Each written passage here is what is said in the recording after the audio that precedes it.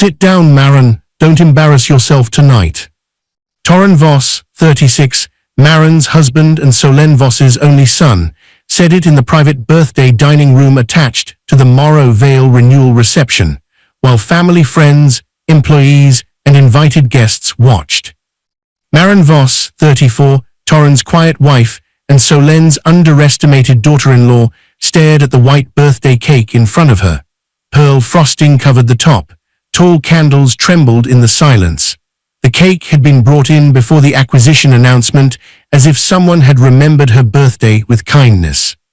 Then Torren pulled a cream envelope from his jacket and slapped it onto the cake. Frosting smeared across the paper. One candle fell sideways. It was not a birthday card. It was a file-stamped copy of the divorce petition he had submitted that morning, with a service acknowledgement he expected her to sign before the night ended. Beside Torren stood Sarah Vale, 33, a beauty brand consultant and Torren's secret lover. She wore amber lipstick, the same shade Maren had seen on Torren's collar earlier that day, and on a confidential proposal folder marked with Sarah's initials. Sarah stood in the space a wife should have occupied, one hand resting on Torren's sleeve as if she already owned him. Then she smiled and said, "Some women are memories, some women are upgrades." Solène Vos, 62, Torren's mother and founder of the failing Morrow Vale Beauty House, stood near the wall and said nothing. She had spent months fearing that one wrong scandal could destroy the only buyer still willing to rescue her business, and fear made her silent when courage should have made her move. Rex Soren, 37, Torren's longtime friend and social ally, filmed the humiliation on his phone. Torren called Maren too small for his future, too plain for important rooms, and too useless to understand real business. The room went still. Veda Lawn, 58, a longtime stylist at Morrow Vale, covered her mouth. Imra Hale, 61, one of Solène's oldest customers and friends, looked down at her plate. Osric Pell, 64, a retired supplier who had known the Vos family for decades, shifted in his chair but did not speak. Len Arco, 24, a venue server assigned to the reception, froze beside the drink cart. No one defended Maren. No one moved the envelope. No one told Torren to stop. Maren did not shout, she did not beg. She only looked at the cake, the divorce papers, Sarah's hand on her husband's sleeve, and Solène's lowered eyes. To Torren, she looked defeated. To Sarah, she looked replaced. To Solène, she looked like a quiet woman who would leave without making trouble. To everyone else, Maren looked like the wife being publicly discarded. But the calm in her face was not weakness. It was control. What no one in that room knew was that Maren was not the helpless wife Torren thought he had thrown away. She was the controlling owner of Caldera Finch Holdings, the private company preparing to acquire Solène's failing beauty business that same night. For months, Maren had quietly arranged to pay Morrow Vale's debts, protect every current employee through the transition, restore Solène's original product line, and keep the founder's name alive. She had done it through a private trust created before her marriage under her maiden name, with clean records proving the company had never been funded by marital money. Her attorney, Elian Rook, 46, had already prepared the acquisition papers, the divorce response strategy, and the separate property records. Her investigator, Nola Brigg, 39, had also found evidence that Torren leaked confidential Morrow Vale files to Sarah, who planned to use the acquisition to steal a leadership role and push older employees out. Torren thought he was humiliating a small wife with no money, no power, and no future. The truth was worse for him. He had filed for divorce before learning that the woman he called useless controlled the company, saving his mother, his family name, and his own reputation. Maren calmly picked up the frosting-stained divorce envelope and placed it inside her handbag beside the Caldera Finch acquisition folder. One paper ended her marriage. The other controlled the room. She blew out the birthday candle, looked at Torren and said, "Thank you for putting your decision in writing." Torren laughed, not understanding the warning. This is not just a story about cheating, divorce, or revenge.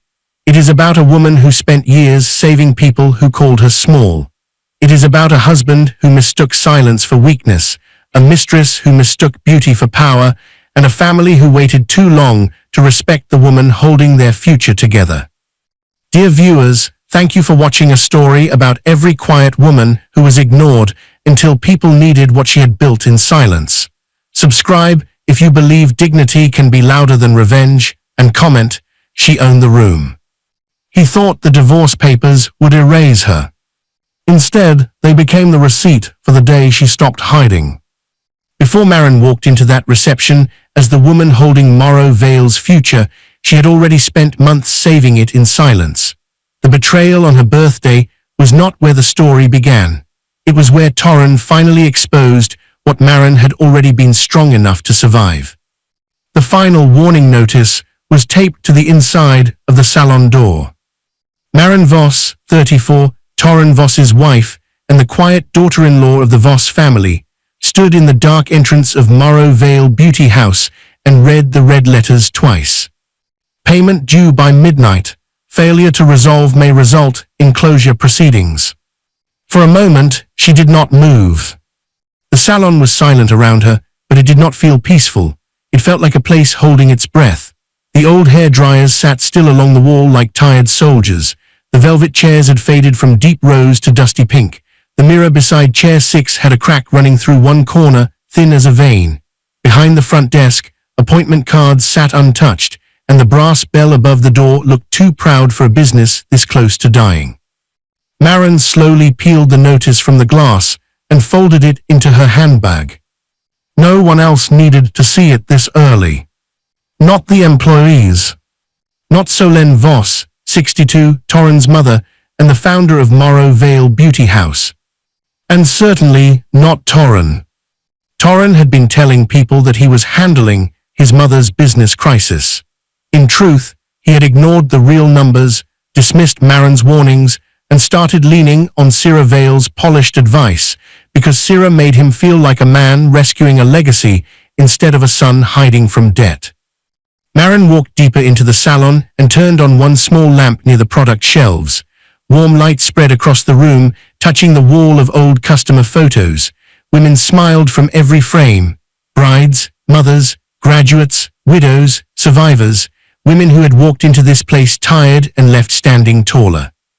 Above the mirror wall hung a handwritten sign Solène had made years ago. "Every woman deserves to leave here feeling seen." Maren stared at those words for a long time. She had spent years making other people feel seen, Torren when he doubted himself, Solène when the bills became too heavy, the salon workers when payroll nearly failed, even strangers who never knew her name. But somehow, in her own marriage, Maren had become invisible. She unlocked the back room and stepped inside.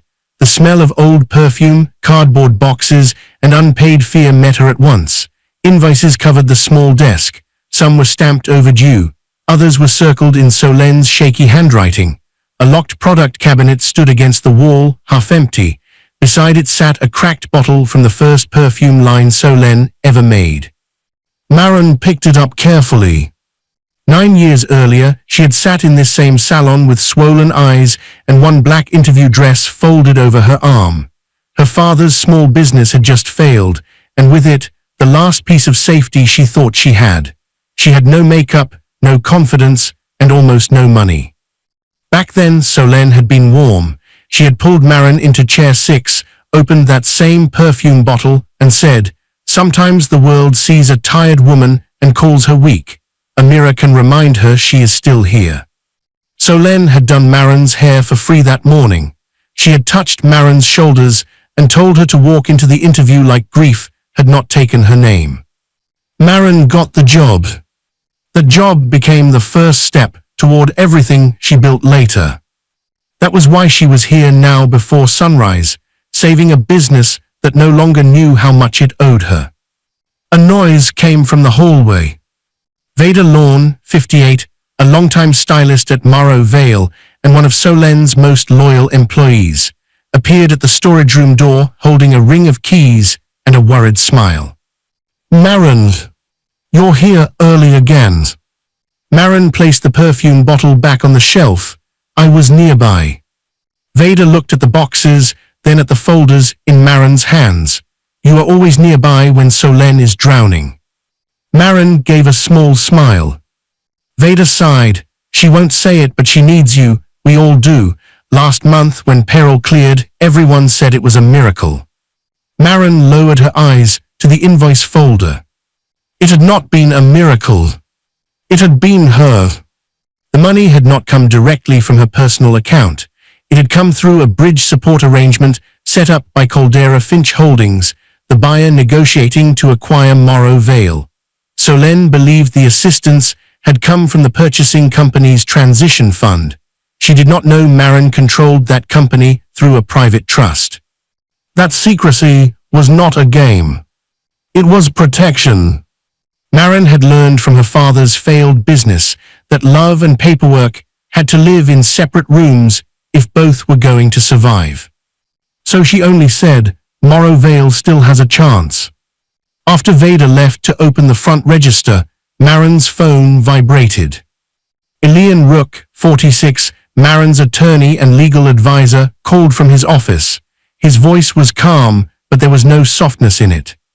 The acquisition documents are ready, he said. Caldera Finch Holdings can close tonight. Vendor debt paid, employee contracts protected, Solène's name preserved on the brand. Marin shut her eyes for 1 second. Caldera Finch Holdings belonged to her, not to Torren, not to the Voss family, to her.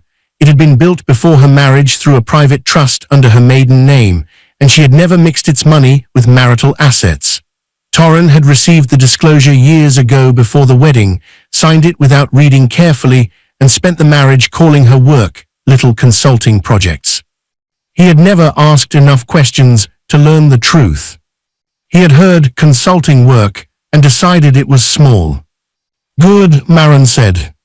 Elian paused. There are 2 problems. Marin opened her eyes.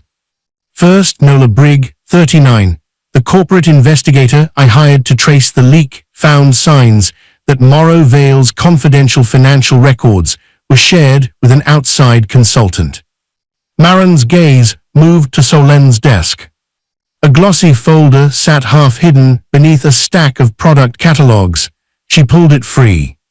On the front, in silver letters, were 2 initials. CV. The corner of the folder carried a faint amber lipstick mark. What's the second problem? Marin asked. Elian's voice lowered. Torren filed for divorce this morning. The salon seemed to go colder. Marin did not cry. She did not sit. She only held the folder tighter. Before or after the acquisition packet was delivered? She asked. Before, Elian said. His filing claims you are financially dependent and asks for a review of any undisclosed consulting income. That answer mattered. Torren had not betrayed her because he discovered her power. He had betrayed her while still believing she was small. The brass bell rang at the front door. Torren Voss, 36, Marin's husband and Solène's only son, entered wearing a sharp suit and an impatient expression. Solène followed behind him, looking tired and hopeful at the same time. Torren saw Marin holding the invoices and gave a short laugh. Still playing assistant, he said. Mom needs serious help, not your little sympathy errands. Marin closed the folder. Torren turned to Solène. Syrah Vale has real vision. She'll be at the reception tonight. Marin should stay out of the way unless she can smile and not ask questions. Solène said nothing. Her silence hurt more than Torren's insult. Marin had expected Torren to dismiss her, but Solène knew this salon had once saved her. Solène knew Marin showed up when everyone else only made speeches. Still, fear kept Solène quiet. She needed the acquisition. She needed Torren calm. She needed the night to go perfectly, so she looked away from the woman who had been quietly holding the floor beneath her. As Torren walked back toward the door, Marin noticed it. A faint amber lipstick stain marked his collar.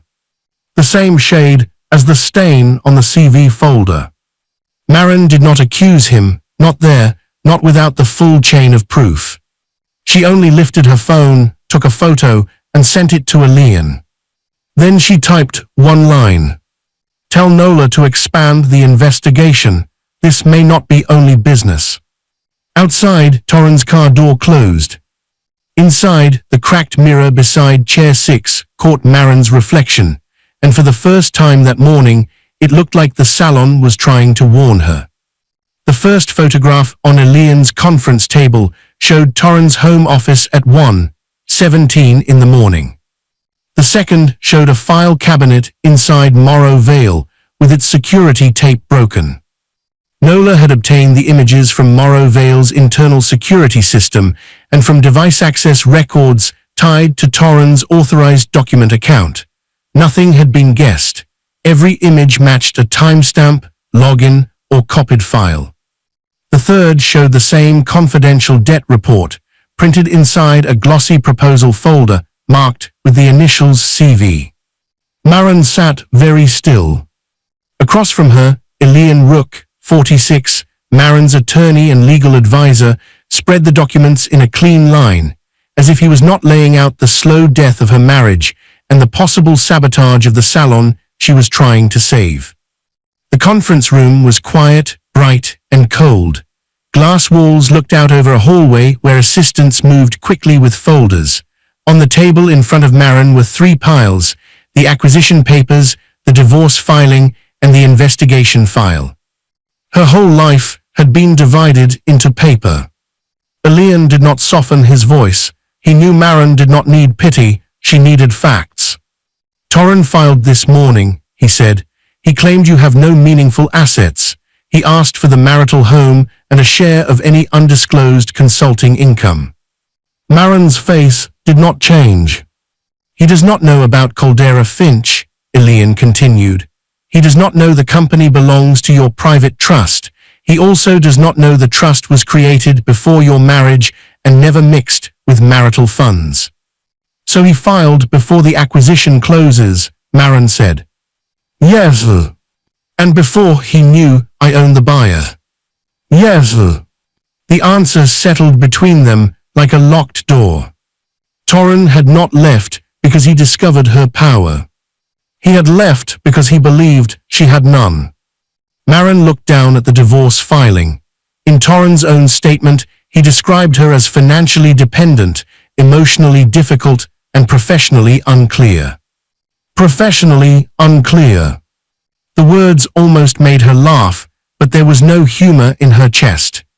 For years, he had called her work little projects. He had rolled his eyes when she took late calls. He had told people she did quiet consulting, as if her silence made her small. Now that same silence had protected everything. The conference room door opened. Nola Brigg, 39, the corporate investigator hired by Elian to trace the leak inside Morrow Vale, walked in carrying a black folder and a tablet. She placed both on the table and nodded to Maren. I traced the leak, Nola said. Someone accessed Morrow Vale's confidential debt reports through Torren's home office network. Solène gave Torren temporary access weeks ago so he could help gather documents for potential buyers. That access was supposed to be limited. Instead, the same figures appeared 2 days later in a proposal created by Syrah Vale. Maren's eyes moved to the initials on the folder. CV. The lipstick mark flashed in her memory. Nola tapped the tablet. A proposal board appeared on the screen. It showed new branding for Morrow Vale, colder colors, younger models, Solène's name removed from the main logo. Nola continued. Syrah Vale, 33, a beauty brand consultant connected to Solène through Torren, has been pitching herself as future brand director after the acquisition. Her plan recommends firing older stylists, removing Solène from practical leadership, and using Torren as the family-facing executive. Maren's hand tightened around the edge of the table. Syrah did not just want Torren. She wanted a chair inside the company Maren owned. Elian slid another page forward. This is why we wait before responding. If we act too soon, they claim confusion. If we let the event proceed, we see who steps forward what they claim, and whether they repeat the misconduct in front of witnesses. Maren understood. Revenge was not a scream. It was timing. It was evidence. It was letting careless people walk all the way into the trap they built for someone else. But understanding did not stop the ache. A memory rose before she could push it away. 1 year earlier, Torren had missed her birthday dinner. Maren had sat alone at a restaurant table with 2 candles burning low. He had texted that he was helping Solène with vendor contracts. Later that week, Maren found a receipt in his jacket pocket from a luxury restaurant. 2 desserts. 2 glasses of wine. When she asked him about it, he laughed at her. "You're becoming embarrassing," he had said. "Not every woman near me is a threat." Back then, Maren apologized for doubting him. Now she wondered how many times he had used her trust as a hiding place. By afternoon, she returned to Morro Vale to pick up Solène's original product ledger. Eliane wanted it before the acquisition closed, and Maren wanted one last look at the handwritten formulas that had made the salon famous. The front area was busy. Veda Lawn, 58, the longtime stylist who had given Morro Vale most of her working life, folded towels beside 2 younger salon employees. Leora Penn, 27, a junior stylist at Morro Vale who had been hired after beauty school and still feared losing her first real career, stacked clean capes near the shampoo chairs. Senny Cole, 31, the salon receptionist who had worked for Solène since her teens, checked appointment cards with a worried crease between her eyebrows. They were whispering about the reception that night, wondering if the new buyer would keep them. Maren smiled softly at them. "Keep doing what you do best." They did not understand why those words sounded like a promise. She walked toward Solène's office, but stopped when she heard laughter from the rear consultation room. Torren's laughter. Then a woman's voice. "Zero." Maren moved closer. The door was mostly closed, but a narrow glass panel showed part of the room inside. Cira Vale, 33, the beauty brand consultant Torren had been praising as if she were Morro Vale's only hope, stood in front of a proposal board, polished and confident, wearing a cream dress and amber lipstick. Torren stood close behind her. Beside him was Breck Soren, 37, Torren's longtime friend and social ally, a man who loved cruel jokes as long as they were not aimed at him. Breck chuckled, "So tonight is really happening." Torren smiled. This morning already made it official. Cira turned to him. "You filed." "This morning," Torren said. "She'll get the papers on the cake. I want her to remember the exact day she became irrelevant." Maren stopped breathing. Breck laughed under his breath. "Cold." Cira touched Torren's tie and smiled. "Good. After tonight, she'll be too humiliated to fight. Once your mother's business is saved, people need to see me beside you, not her." Torren leaned down and kissed her. The kiss was not quick. It was familiar, comfortable, practiced.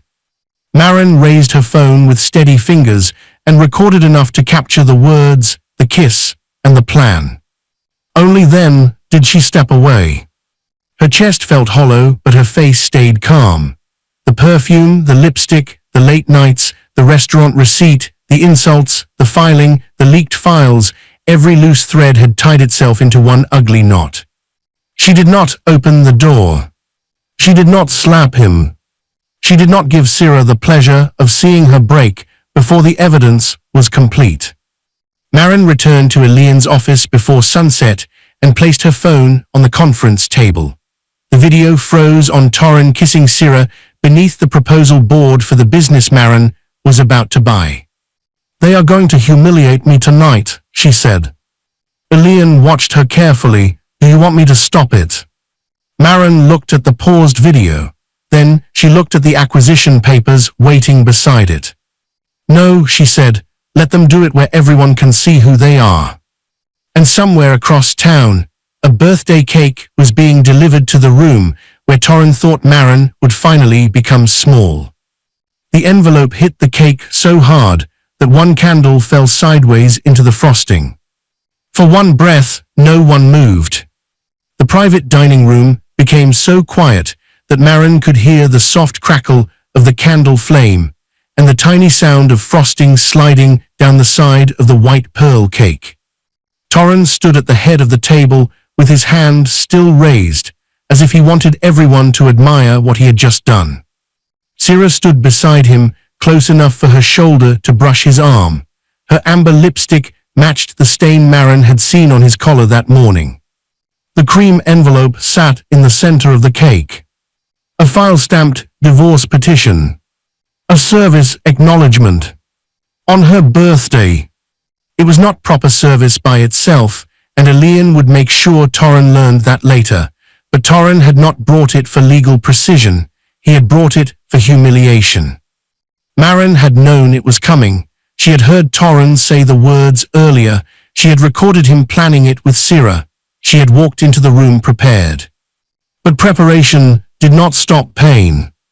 It only stopped her from collapsing under it.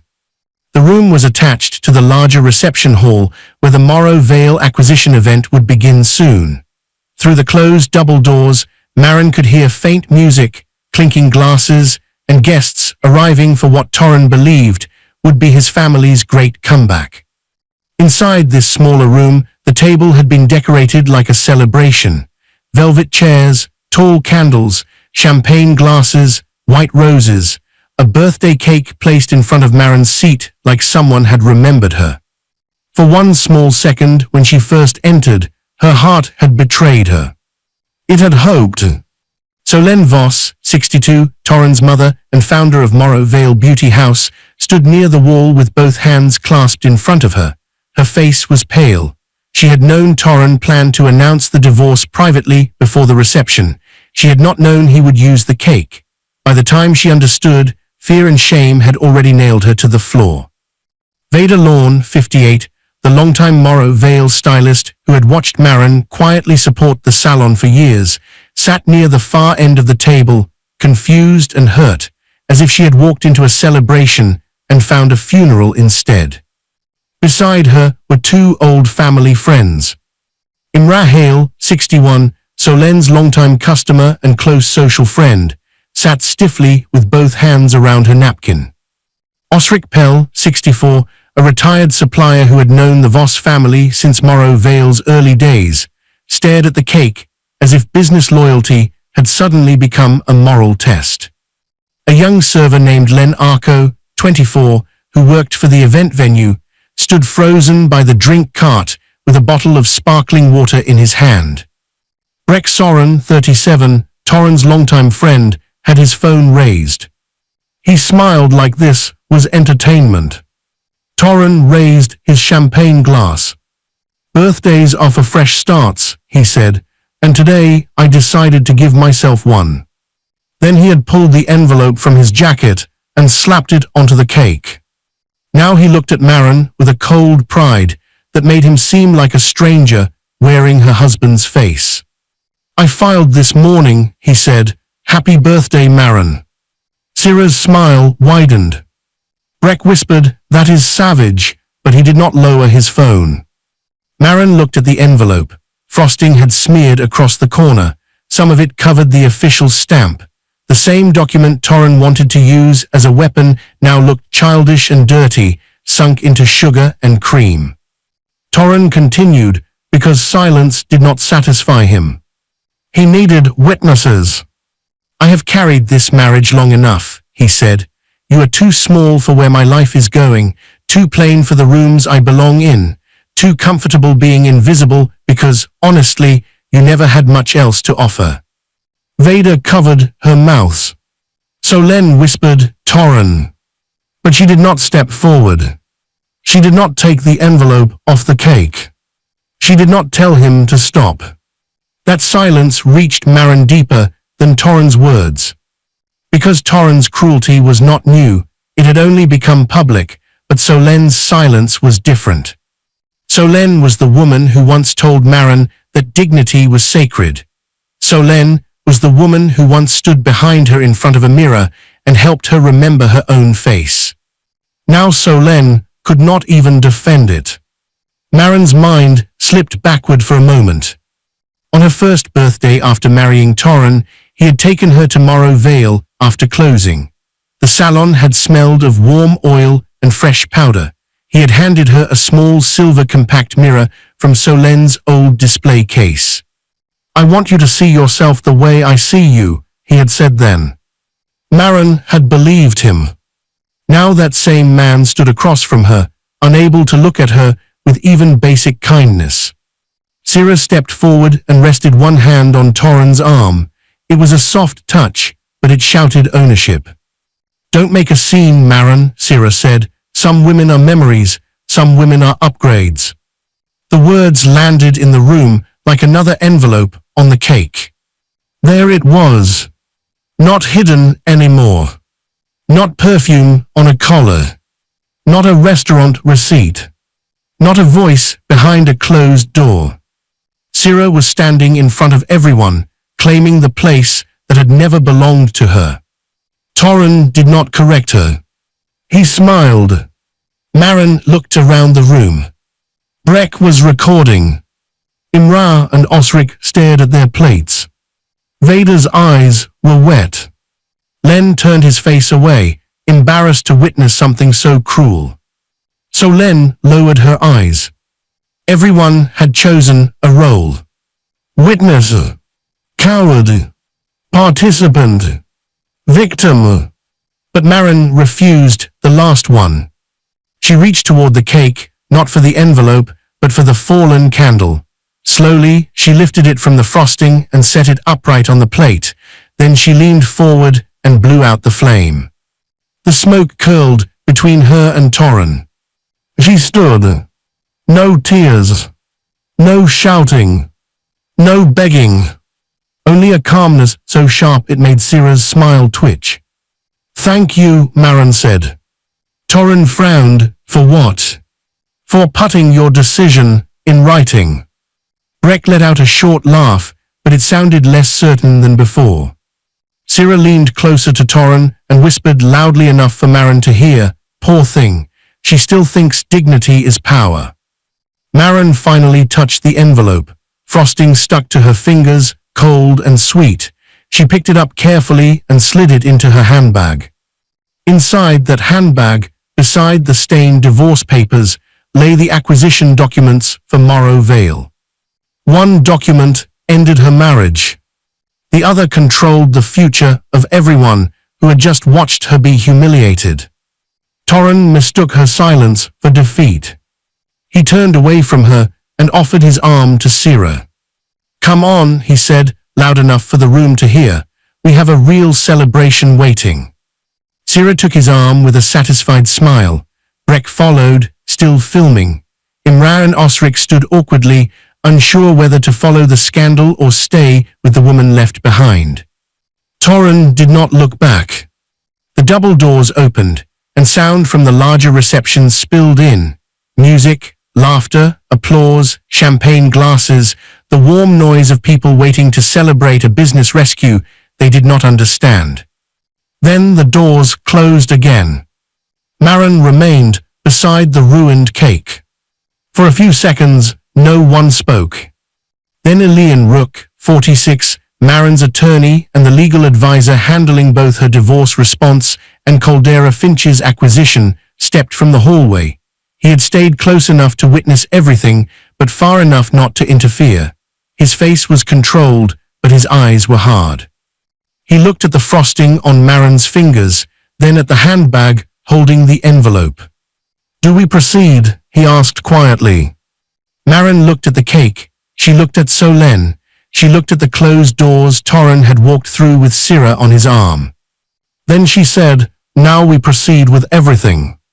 Beyond the doors, Torren was already raising a glass to the future, unaware that the woman he had left beside the cake was the one who owned it. Torren walked into the grand reception hall with Syrah on his arm, like the divorce had already made her his wife. The music was soft, the lights were gold, and the champagne tower near the entrance glittered like nothing ugly had happened 10 minutes earlier. Above the stage, a wide banner read, "Morrow Vale, Renewal Reception." Guests stood around glass tables, admiring old perfume bottles and framed photos from Solen's early years in business. Beauty products were arranged under warm spotlights. A press backdrop waited near the far wall, ready for smiling faces and polished lies. Torrens smiled at everyone. Syrah smiled wider. She had slipped out of the cream blazer she wore during the private dinner, revealing a darker fitted dress beneath it. The change was small enough to be realistic and deliberate enough to be cruel. She wanted to look less like a consultant now and more like a woman stepping into the future. She held Torrens' arm with careful confidence. Her amber lipstick looked fresh again, as if she had wiped away every trace of shame and decided the night belonged to her. Breck followed behind them, still holding his phone. Near the champagne tower, he watched the short video he had taken in the private dining room. The clip showed Torrens slapping the divorce papers onto Maren's birthday cake. It showed Syrah standing beside him. It showed the room going silent. Breck laughed under his breath and posted it to a private social group. The caption read, "Torrens finally cut the dead weight." He thought it was a joke. He did not know he had just preserved evidence. Across the room, Torrens lifted a glass from a passing tray and handed it to Syrah. "To fresh starts," he said. Syrah touched her glass to his, to finally being seen with the right woman. Torrens' chest rose with pride. He believed the acquisition would make him important. He was Solen's son. He thought the new buyer would need him as the family face of Morrow Vale. He imagined interviews, boardroom handshakes, maybe even an executive title with his name on the door. Syrah had fed that dream for weeks. She leaned close and said, "After tonight, they'll want a polished couple beside the brand, a man with history and a woman with vision." Torrens looked toward the doors where Maren had not yet appeared. Maren never belonged in rooms like this. Syrah gave a small laugh. She looked lost beside that cake. "By tomorrow," Torrens said, "no one will remember she was my wife." But Maren was already in the room. She had entered through a side corridor with Elian and Nola, away from the main doors and away from Torrens' performance. She wore the same calm expression she had worn beside the ruined birthday cake, but something inside her had gone colder. Not cruel. Cleo. She did not hide because she was afraid. She watched because people revealed more when they thought they had already won. Near the side wall stood Ivan Rohn, 55, a Caldera Finch board member who worked with Maren on acquisition approvals. He noticed her and gave a small respectful nod, then quickly looked away so he would not reveal her identity too soon. Beside him, Male Dusk, 49, another Caldera Finch board member and the executive in charge of employee transitions, whispered to a colleague. When her eyes met Maren's, she pressed one hand to her folder, silently confirming that the staff protection agreements were ready. None of the guests knew those quiet gestures were aimed at the real owner of the company. The arrangement had been intentional. Caldera Finch had negotiated through council and board representatives because Maren did not want Solen pressured by family emotion or Torrens' ego. The acquisition documents named Caldera Finch Holdings as buyer. The beneficial owner would be disclosed at closing when the board introduced the new chief executive. Until then, Torrens believed the buyer was a faceless investment group. That mistake was about to cost him everything. Nola moved closer to Maren and spoke in a low voice. "We confirmed 3 things," she said. "First, Torrens forwarded confidential Morrow Vale financial documents to Syrah. Second, Syrah used those numbers in her proposal to our acquisition team, but she presented them as if she had proper access. Third, she contacted a vendor and suggested delaying shipment until after the acquisition." Maren's eyes stayed on Syrah. "Why delay shipment?" she asked. "To make Morrow Vale look more desperate," Nola said. Then she could push for harsher restructuring, staff cuts, brand control, a leadership role for herself. For the first time that night, Maren felt something sharper than heartbreak. The affair had wounded her marriage. But this had threatened innocent workers. Veda, Leora, Seni, and all the women who had given years of their lives to Morrow Vale were not pieces on Syrah's board. They were people. They had rent, children, medical bills, memories, and hands that had worked until the skin cracked around their nails. Syrah was not going to use them as steps. Maren looked across the room at Veda, who stood near a product display in her best black dress, smiling politely at guests while her eyes searched for signs of danger. Veda still believed the new buyer might fire her by morning. Maren's chest softened. This was why she had come this far. Not for Torren. Not even for Solène alone. For the people who thought they were too ordinary to be protected by powerful hands. Solène approached from the side, pale and restless. Maren, she said softly, about earlier. Maren turned to her. Solène swallowed. Torren handled it badly, but he has been unhappy. The words landed heavily, but they no longer crushed Maren. They only showed her how much Solène still wanted to protect the wrong person. You watched him turn my birthday into a stage, Maren said. Solène opened her mouth, then closed it. There was no excuse strong enough. Behind them, the reception grew louder. Guests laughed. Cameras flashed. Torren stood near the center of the room, speaking to two investors like he understood every word of the acquisition. Maren heard him repeat phrases from documents she had written through Caldera Finch. Strategic renewal, Torren said. Legacy preservation. Market repositioning. 6 months earlier, Maren had warned him that Morrow Vale's debt structure was dangerous and Solène needed legal review. Torren had snapped at her across their kitchen table. You read spreadsheets for small clients, he had said. Don't pretend you understand acquisitions. Now he was borrowing her language to impress people who already knew the truth. Syrah noticed Maren speaking with Elian near the side corridor. Her eyes narrowed, then curved with satisfaction. She brought a lawyer, Syrah whispered to Torren. Good, maybe she'll sign quickly. Torren laughed. She always needed someone else to explain hard things. Neither of them knew Elian was not just standing beside Maren as her divorce attorney. He was also the legal hand closing the acquisition. At the front of the room, Paris Dale, 42, the professional event host hired to lead the reception, tapped the microphone. The music lowered. Conversations faded. Guests turned toward the stage. Ladies and gentlemen, Paris said, please take your seats. In a few minutes, Caldera Finch Holdings will introduce the new chief executive leading Morrow Vale's future. Syrah smiled and smoothed her dress. Torren leaned toward her and whispered, this is where our life starts. From across the room, Maren looked at Elian. Elian's gaze moved from Torren to Syrah, then back to Maren. They still have no idea, he said. And as the lights dimmed over the stage, the champagne in Syrah's glass began to tremble. Maren's hand was still sticky with birthday cake frosting when the first round of applause shook the ballroom walls.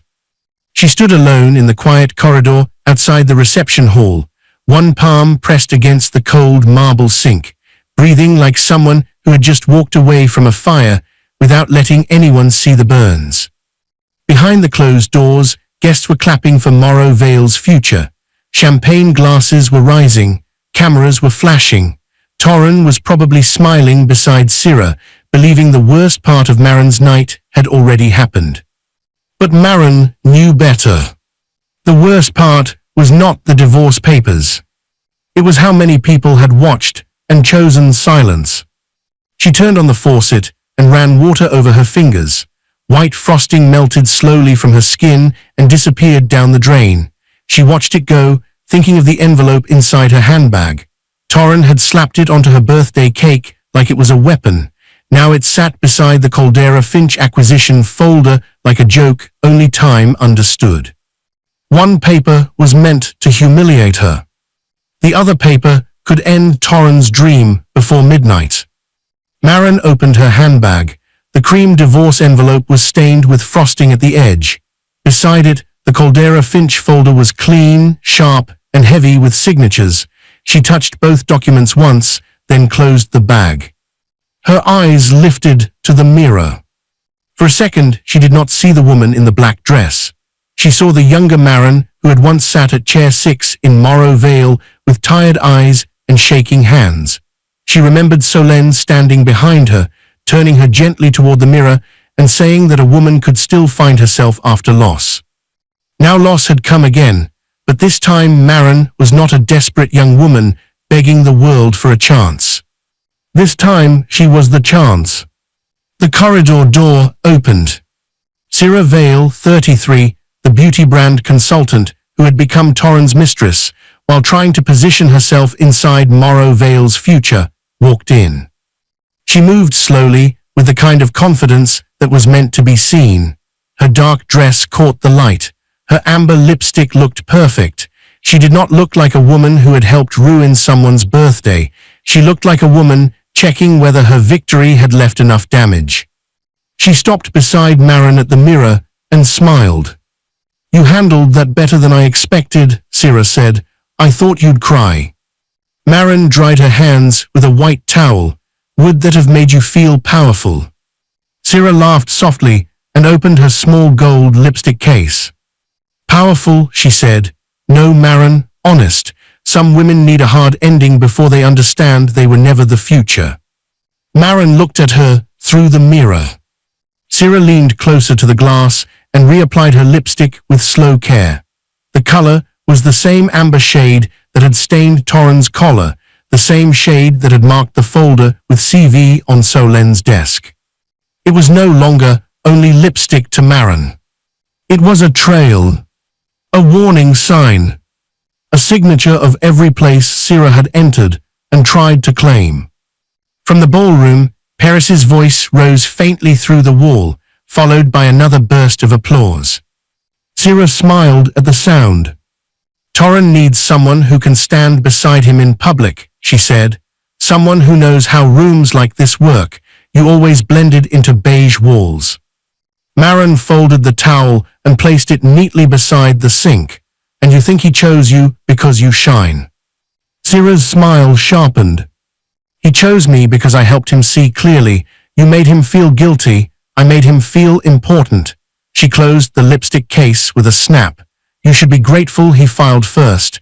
Now you can leave quietly before the new owners see how little you matter." Maren did not answer. Her silence made Syrah bolder. "I told him to do it on your birthday," Syrah said, almost proudly. "Men like Torren need a clean cut, or they get sentimental." The words hung between them. There it was. Not just the affair. Not just the kiss. Not just the leaked files. Syrah had helped design the humiliation. She had chosen the birthday cake, the witnesses, the timing. She had not simply taken part in the cruelty. She had shaped it. Maren's chest tightened, but her face stayed calm. Some women screamed when they heard the final truth. Maren filed it away. Behind them, the corridor door opened again. Solène Vos, 62, Torren's mother and the founder of Morrow Vale Beauty House, stepped inside. Her face changed the moment she saw Syrah standing beside Maren. She had clearly heard the last sentence. Her lips parted, but no words came out. For the first time, Solène was not hearing Torren's version. She was not seeing Syrah as the polished consultant who promised to save the brand. She was seeing the woman who had helped turn Maren's birthday into a punishment. Syrah's smile faltered for half a second, then returned. "Solène," she said lightly, "we were just talking." Maren turned from the mirror and looked at her mother-in-law. This was the moment. Not the cake. Not the envelope. Not Torren's insults. This quiet corridor was Solène's chance to stand somewhere honest before the truth became public. Maren waited. Solène's hands trembled at her sides. Then she looked away. Again. Marin nodded once, as if a final piece had clicked into place. Solène, she said quietly, this was your last chance to tell the truth. Solène whispered, what truth? Marin did not answer. She did not need to. The truth had been standing in front of them all night, wearing amber lipstick and calling cruelty strategy. From the ballroom, Paris's voice filled the speakers. Ladies and gentlemen, please welcome the leadership of Caldera Finch Holdings. The applause grew louder. Elian appeared at the far end of the corridor. Nola stood behind him, holding a slim evidence folder against her chest. Ivan and Mael waited near the ballroom doors with calm, professional faces. Elian did not speak like a family attorney now. He stood straighter, his voice formal. Ms. Voss, he said, the board is ready. Syrah's smile flickered. She looked from Elian to Marin, then to the board members waiting by the doors. Why is he calling you that? Syrah asked. Marin reached into her handbag and touched her wedding ring. For years, she had worn it like a promise. Tonight, Torren had turned that promise into a public joke.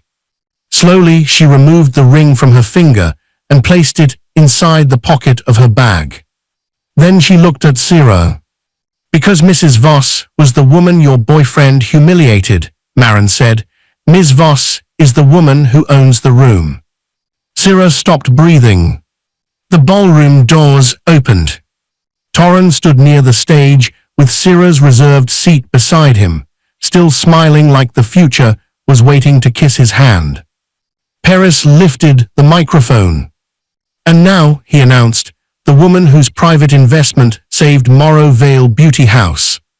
Marin stepped toward the light. And behind her, in the mirror, Syrah's perfect smile began to disappear. The Caldera Finch board stood first. Then Veda rose with one shaking hand over her heart. Leora and Seni followed. Within seconds, the rest of the room stood too, not because everyone understood yet, but because power had shifted and everyone could feel it. 1 second, he was smiling beside the stage, with Syrah's empty seat waiting near him. The next, chairs scraped against the floor, champagne glasses paused in Medea. And the whole reception hall rose to its feet. Paris Dale, 42, the professional event host hired to lead the Morrow Vale renewal reception, held the microphone near his mouth. His voice carried over the sudden silence. Please welcome Marin Voss, controlling owner of Caldera Finch Holdings and the incoming chief executive appointed to oversee Morrow Vale's renewal upon tonight's final closing. Torren's smile froze. Syrah stopped walking. Her hand was still lifted slightly, as if she had been about to wave to someone important. But when Marin stepped through the open ballroom doors, Syrah's fingers curled inward.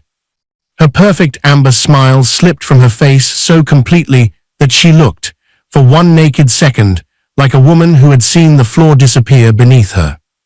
The Caldera Finch logo glowed behind the stage in clean silver letters. Morrow Vale's old perfume bottles shone under the lights. Cameras turned, guests whispered, board members clapped with respect, not surprise. They had known. Torren had not. Breck Soren, 37, Torren's longtime friend and social ally, had been raising his phone again. Slowly, he lowered it.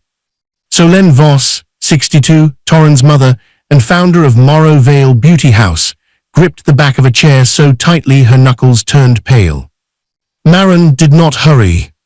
She walked into the ballroom with calm steps, the same woman Torren had left beside a ruined cake only minutes earlier. But now the room saw her differently. Not as Torren's quiet wife. Not as Solène's helpful daughter-in-law.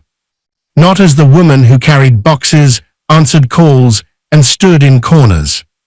They saw her as the person who had saved the night. Marin passed Torren without looking at him. That hurt him more than if she had slapped him. For years he had treated her silence like emptiness. Now her silence had weight, it had power, it moved through the room ahead of her. Syrah's eyes jumped from Marin to Elian, then to Nola, then to Ivan and Mael standing near the stage. Piece by piece, the truth arranged itself in her face. Elian was not simply a divorce lawyer. Nola was not simply a woman holding a folder. Ivan and Mael were not decorative board guests. And the quiet woman in the black dress had not come to watch the new owner arrive. She was the new owner. Maren reached the microphone. She placed one hand lightly on the podium and waited until the applause softened. "Thank you," she said. Her voice was steady. No anger. No trembling. No need to prove she belonged. For many years, Morrow Vale Beauty House has been more than a business. It has been a place where women came when they needed to feel human again. Some came before weddings. Some came after funerals. Some came after losing jobs, marriages, confidence, or hope. Her eyes moved toward the employees near the product display. Veda pressed a hand to her chest. Leora wiped under one eye. Seni stood very still, as if she was afraid to believe good news too quickly. Maren continued, "Tonight, Caldera Finch Holdings is not here to erase that history. We are here to protect it." The room shifted. A few employees began to cry quietly. "All approved vendor debts will be paid through the acquisition closing," Maren said. "All current employees will be retained through the transition period under signed protection agreements. The original product line will be restored, and Solen Voss's founding name will remain part of the brand legacy." The applause came fast and full this time. Solen covered her mouth. For a moment, Maren looked at the old perfume display and remembered being 25, broken by her father's failed business, sitting in chair 6, while Solen touched her shoulder and told her that a mirror could remind a tired woman she was still there. Maren had never forgotten. That was why she had protected the salon. But kindness did not mean blindness. The applause faded. Maren's hand stayed still on the podium. "However," she said, and the room quieted again, "Caldera Finch conducted a confidential pre-closing review before tonight's announcement." Zira's face changed. Maren did not look at her yet.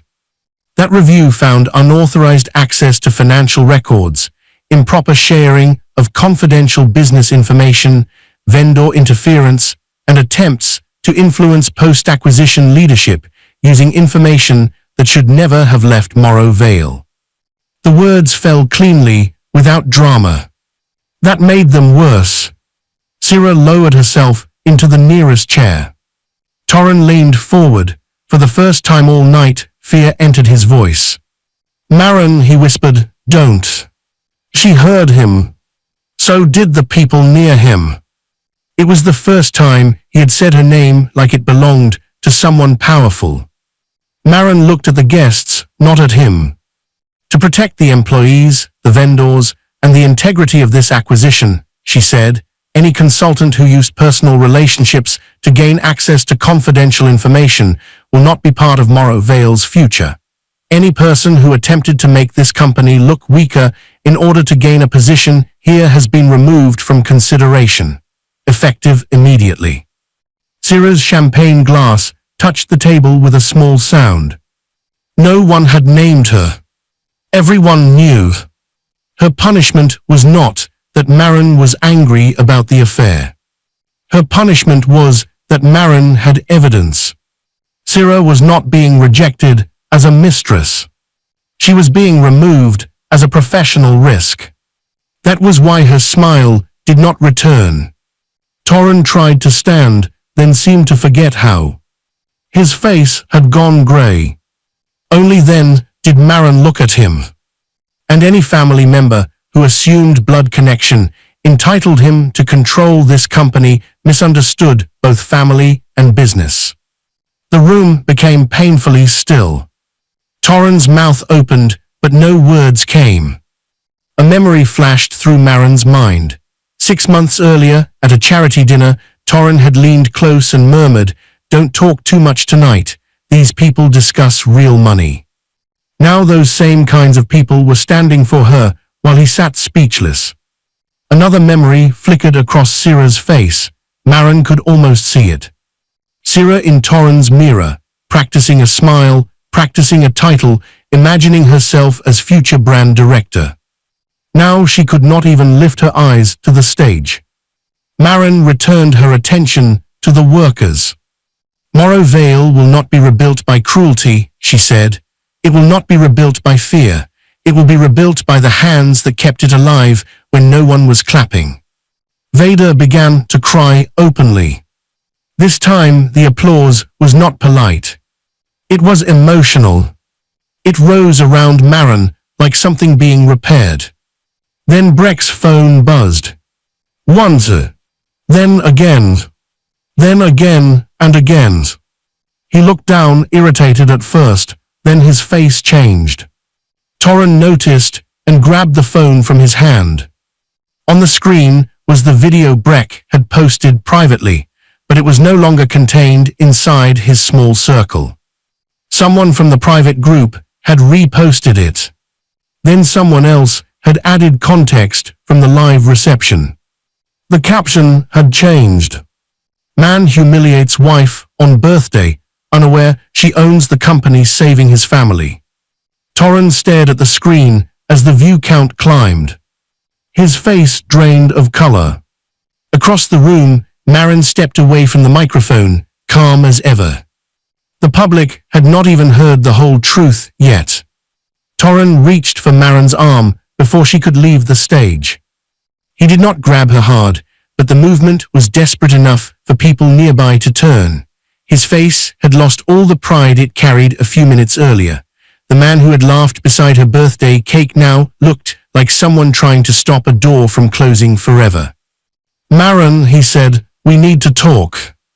Elian Rook, 46, Maren's attorney and legal advisor for both her divorce response and the Caldera Finch acquisition, stepped between them before Maren answered.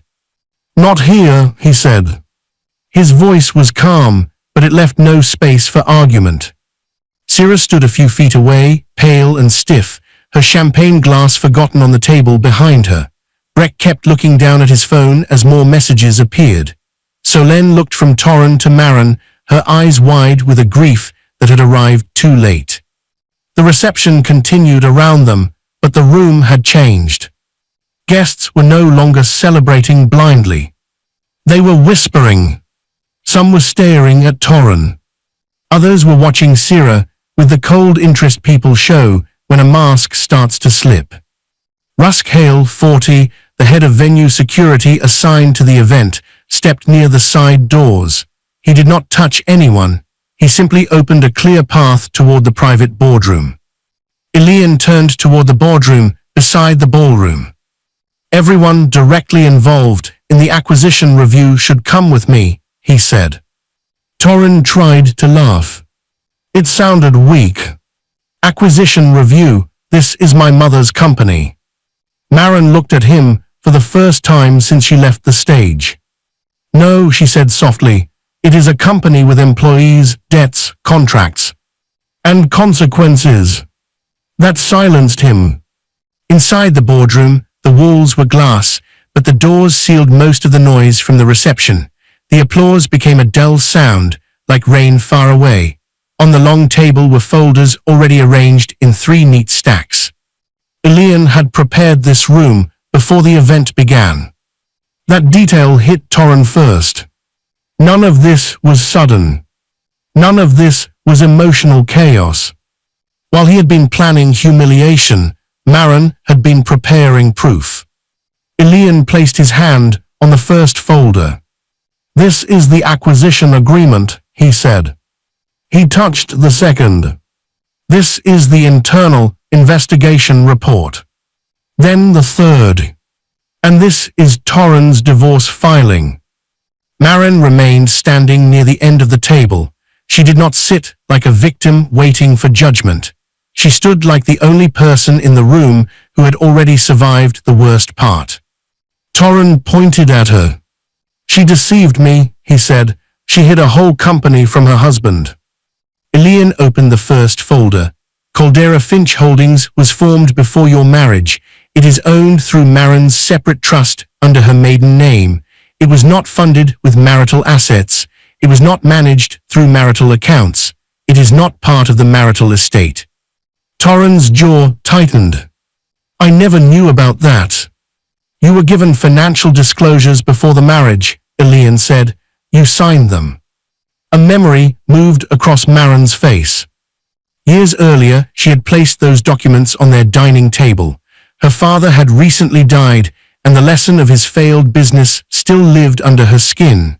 She had told Torren, "My father taught me to protect what I build." Torren had kissed her forehead without reading past the first page. "I don't care about your paperwork," he had said. "I'm marrying you, not a file cabinet." Back then, Maren thought it was romantic. Now that same paperwork was protecting her from him. Torren looked from Elian to Maren. "You let me think you were just doing small consulting." Maren's voice stayed even. "No, Torren, you decided anything I did was small." Sarah shifted near the window. Elian opened the second folder and turned it toward the table. Printed emails, access logs, vendor messages, and proposal pages were clipped together with colored tabs. "Nola," he said. Nola Brigg, 39, the corporate investigator who traced the leak, stepped forward with her tablet. Access logs show that confidential Morrow Vale debt reports were opened from Torren's home office network after Solène gave him temporary document access, she said. Those same figures appeared in Syrah Vale's consulting proposal 2 days later. Syrah lifted her chin. "Torren sent me numbers for context. I was trying to help." Nola tapped the tablet. "You also contacted a vendor and suggested delaying shipment until after the acquisition announcement. Your message said the delay would help prove Morrow Vale needed aggressive restructuring." Male Dusk, 49, the Caldera Finch board member overseeing employee transitions, looked at Syrah with controlled disgust. "That delay would have made the business appear weaker," Nola continued. "It would also support your proposal to remove senior employees and create a brand director role for yourself." Syrah looked at Torren. "You told me the family wanted bold changes." Torren snapped, "You wrote the proposal." "And you gave me the files," Syrah shot back. There it was. The first crack. They had stood together when humiliating Maren. Now, under evidence, they began handing each other the knife. Elian opened the third folder. The frosting-stained divorce envelope sat inside a clear sleeve. Torren stared at it. Some of the white frosting had dried near the corner like a mark of shame. This filing was submitted before Torren knew Maren controlled Caldera Finch, Elian said. It describes Maren as financially dependent and professionally unclear. It also requests claims against undisclosed consulting income. He looked directly at Torren. Those claims will be challenged strongly. Torren's face reddened. I am still Solène's son. I should have a place in Morrow Vale. Elian slid another paper forward. Not after forwarding confidential records. Not after helping an outside consultant seek influence through leaked information. And not after public conduct that now creates brand risk during a formal acquisition event. Breck swallowed. Brand risk. Nola looked at him. Your video is part of the record. You filmed and shared a private humiliation tied to an official corporate event. Breck lowered his phone at last. Elian continued, Syrah's proposal is rejected. Her consulting access to Morrow Vale is terminated pending formal notice. Any future professional relationship with Caldera Finch will require board review, and based on this evidence, the recommendation is permanent disqualification. Torren will hold no advisory role. Solène may remain as founder emeritus only under independent oversight. Employees remain protected. The acquisition proceeds. Solène sat down slowly and began to cry. Torren leaned toward Maren, his voice breaking with anger and fear. You can't do this to my family. Maren finally looked at him fully. I was saving your family when you decided I was nothing. Solen covered her face. Torren went silent. But Maren reached for the final folder. Elian had not opened yet, and everyone in the room understood the night was not finished counting its debts. The boardroom doors opened, and the noise from the ballroom rushed in like a storm. Torren stepped out first, but he no longer looked like the man who had entered with Syrah on his arm. His tie was crooked, his forehead shone under the lights, his eyes moved from face to face, searching for one person who still saw him as powerful. He found none. Syrah came out behind him, walking carefully, as if one wrong step would make the whole room turn on her at once. Her chin was high, but her fingers shook around her small clutch. Breck followed them, with his phone pressed flat against his palm, no longer laughing. The reception had changed while they were in the boardroom. The champagne tower still glittered. The Morrow Vale product displays still stood under warm lights. The press backdrop still waited for smiling photos. But the guests were no longer smiling. They stood in small groups, whispering over glowing phone screens. The video had spread. Maren's birthday humiliation was everywhere. People watched Torren slap the divorce papers onto the cake. They saw frosting smear across the envelope. They saw Syrah standing beside him. They heard Torren call Maren too small for his future. They heard Syrah say some women were memories and some women were upgrades. The same clip, meant to make Maren look weak, had made Torren look cruel. And because everyone now knew Maren was the woman saving Morrow Vale, the video had become even worse for him. It was not just a husband humiliating his wife. It was a man mocking the person who had quietly protected his mother, his family name, and the employees standing only a few feet away. Maren stepped back into the ballroom after Elian. She did not rush. She did not look ashamed. The room parted for her without being asked. Veda stood near the product display with tears in her eyes. She held Leora's hand on one side and Senni's on the other. They had watched the video too.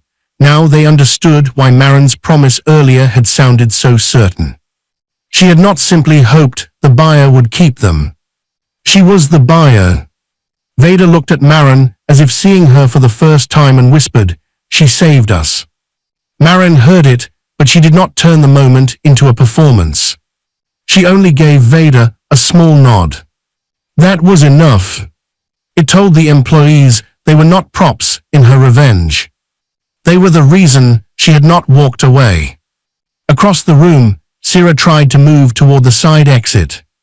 Torren saw her. "Where are you going?" he snapped. Syrah kept her voice low, but the room was too quiet now. People heard every word. "I need to speak with my attorney," she said. "I was only a consultant." Torren stared at her. "Only a consultant."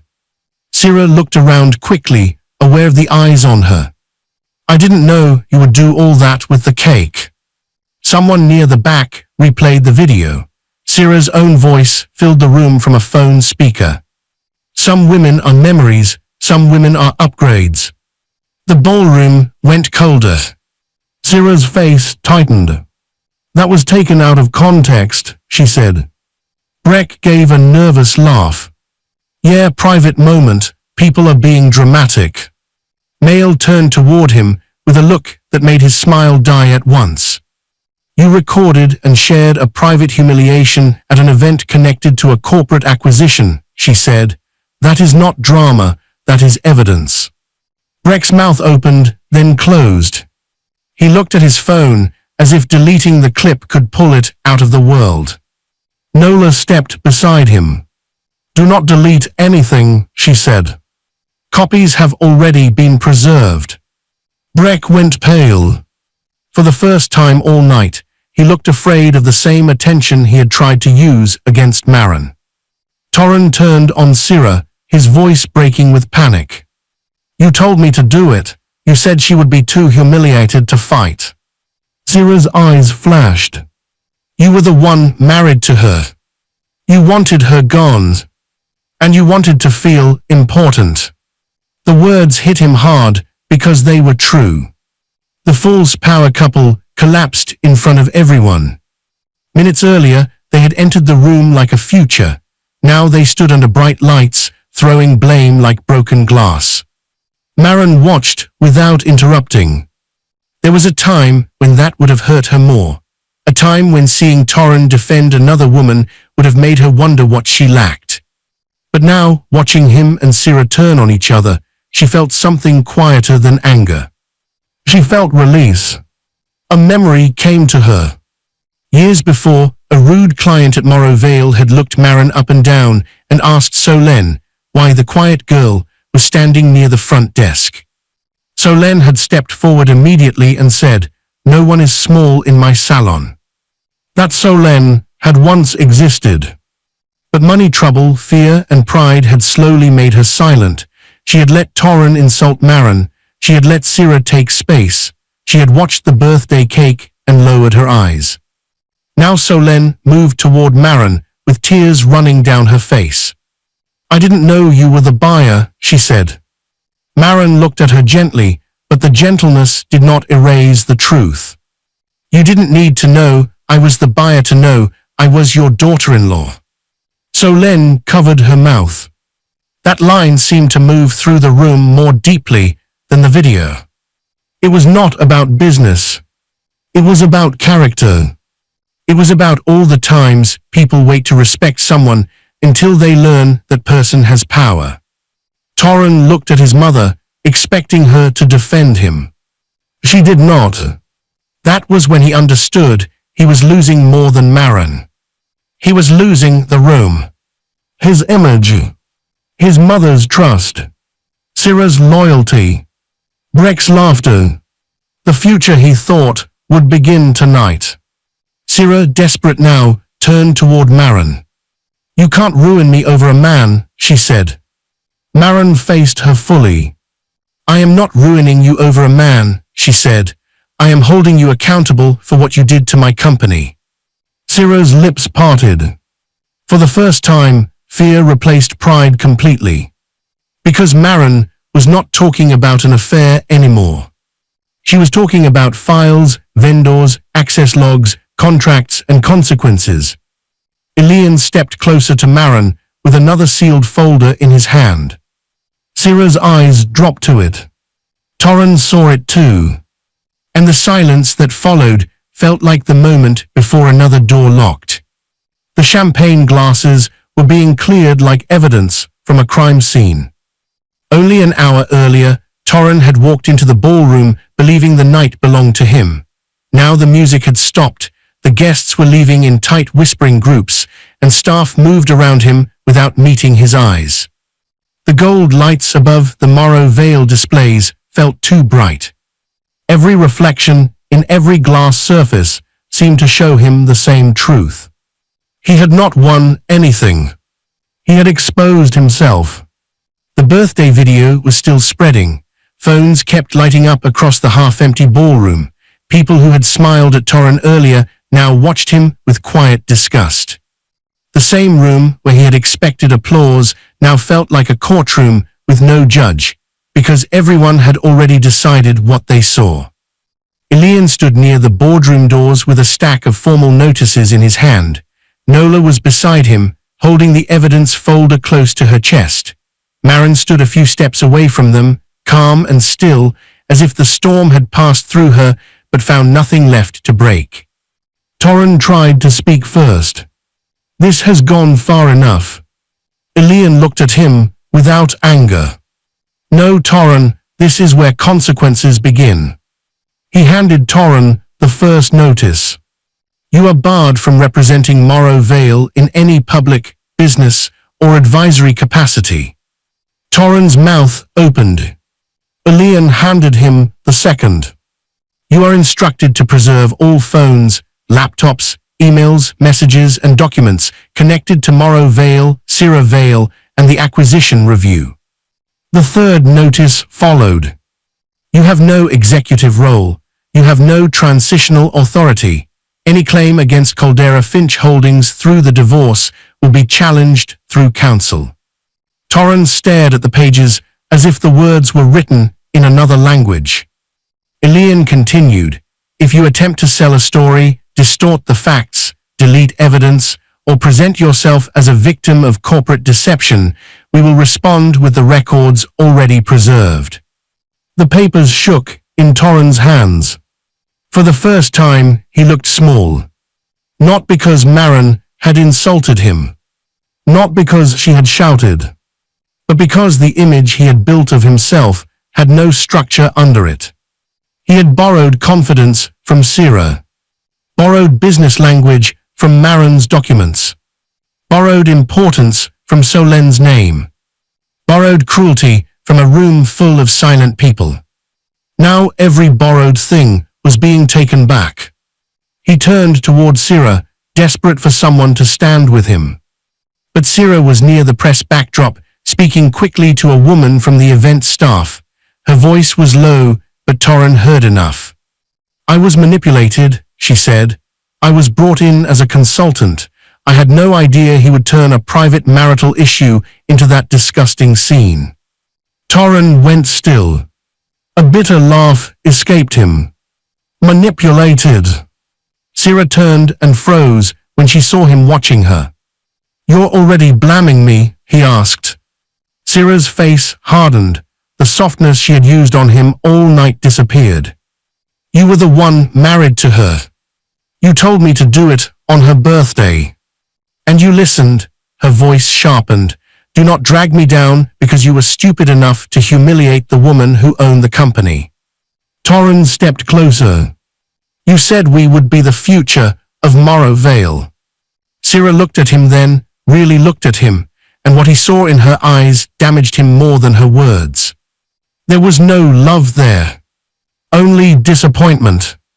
"I chose you because I thought you were connected to power," she said, "but you weren't connected to it. You were married to it, and you threw it away." The line hit him like a door closing. For weeks, he had believed Sira admired him. He had believed she saw the version of him Maren failed to worship. But Sira had not wanted him. She had wanted access. A title. A place beside the company she thought his family would control. And now that power was gone, so was she. Torren turned away from her and looked for his mother. Solen stood near the Morrow Vale product display, holding the old perfume bottle from the original line. Her face was wet with tears. She looked older than she had that morning. "Mom," Torren said, his voice breaking, "you know she lied to us." Solen lifted her eyes. "No," she said softly. "We never asked who she was because we were too busy deciding she was beneath us." Torren flinched. "She hid everything," he said. "She let us look foolish." Solen's voice shook. "You humiliated the woman who saved me." The words silenced him. Maren looked at Solen, and for a brief moment the room seemed to fade.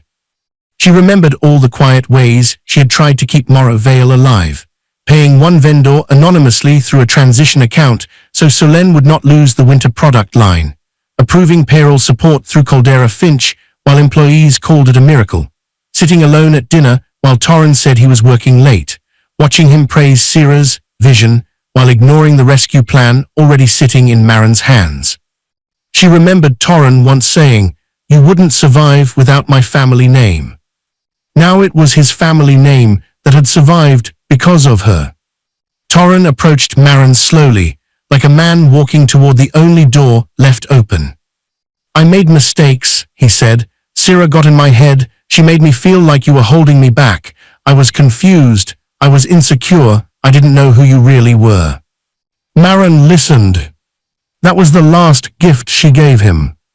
Then she said, "Sira gave you permission to be cruel. She did not create the cruelty." Torren's face broke. "I loved you," he whispered. Maren's eyes softened, but her voice did not. "I loved the man I thought you were. Tonight introduced me to the man you protected." He looked down at the divorce papers, still stained with frosting inside Elian's clear evidence sleeve. "Can we stop it?" he asked. "No," Maren said. "You ended the marriage when you planned my humiliation.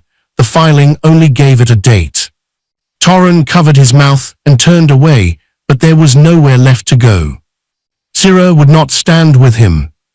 Breck had been escorted to the side lobby by Rusk after Nola confirmed the video had been preserved, and Elian handed him a written notice not to delete, alter or repost anything connected to the event.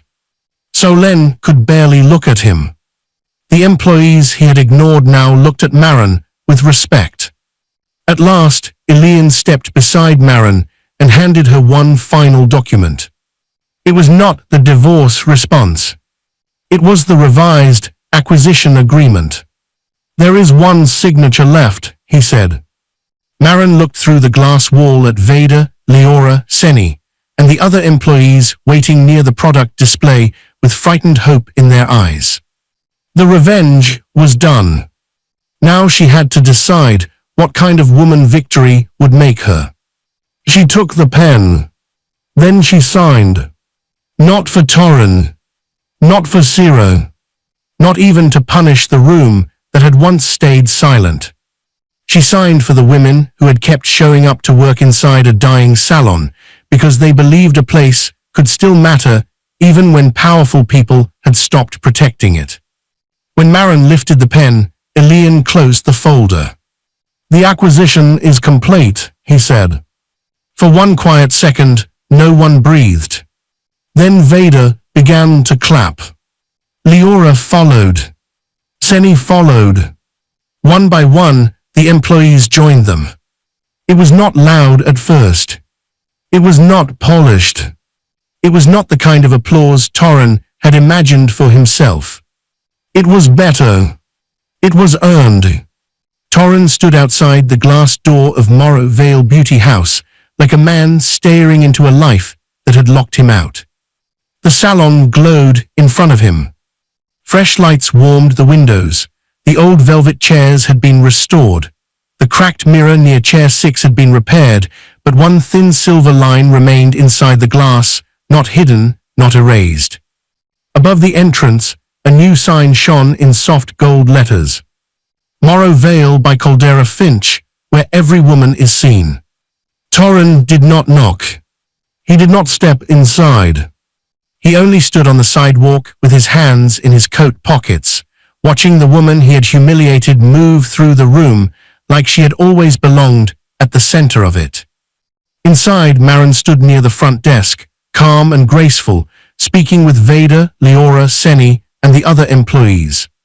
The salon was reopening that morning, only weeks after the night that had destroyed Torren's image and revealed Marin's power. But the place did not look destroyed. It looked reborn. The walls still carried Solen's old photographs. The first product labels had been framed instead of thrown away.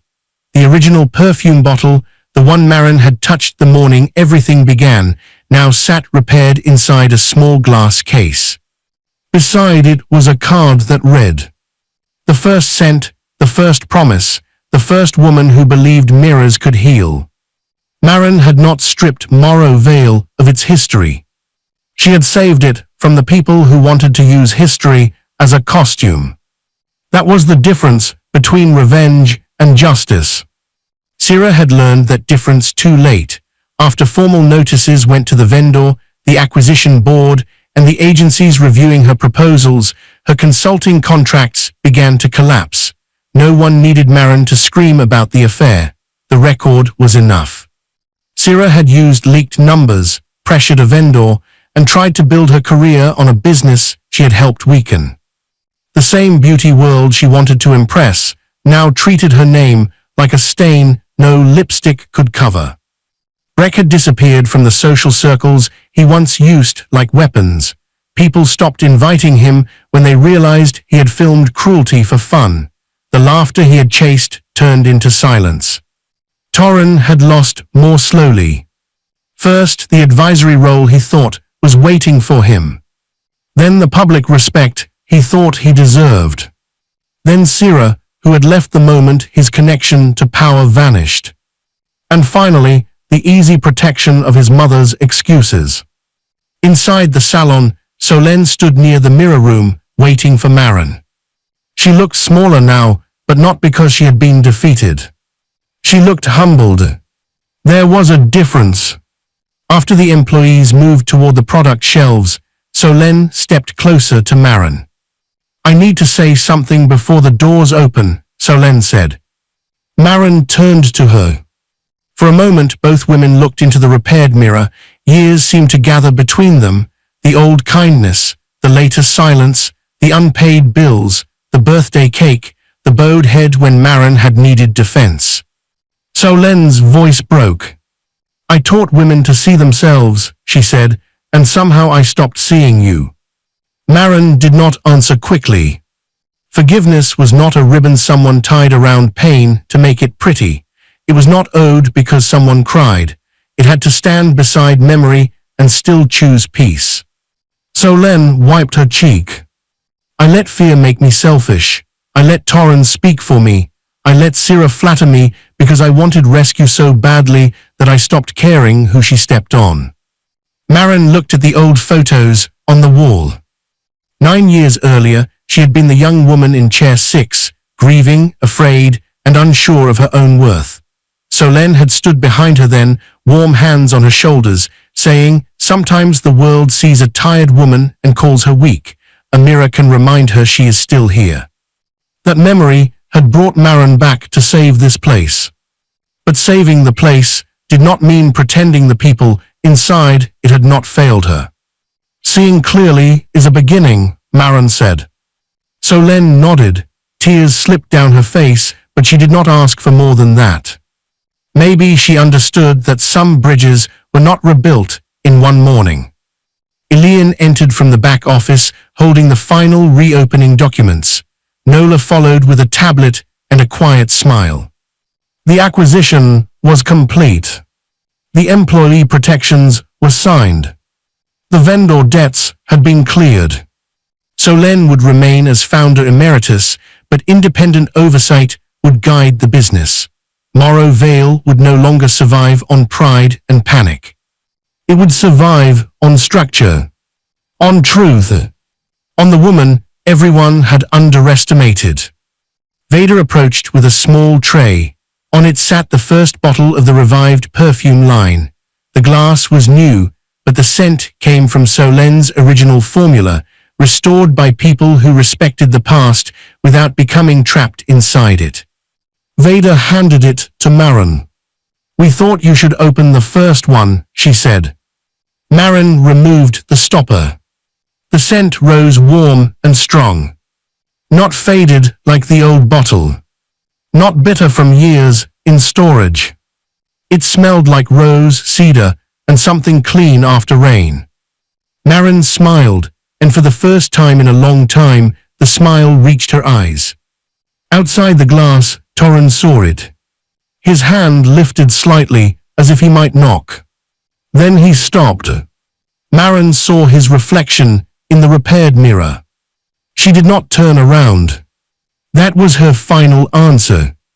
She reached into a drawer and took out the small silver compact mirror Torren had given her on her first birthday after marriage. For a second, it rested in her palm like a piece of another life. Then she placed it inside a wooden memory box. The label on the box read, "Lessons. Not love. Not marriage. Lessons." Maren walked to the front door. The employees gathered behind her. Solène stood a little farther back, no longer at the center, but still part of the history.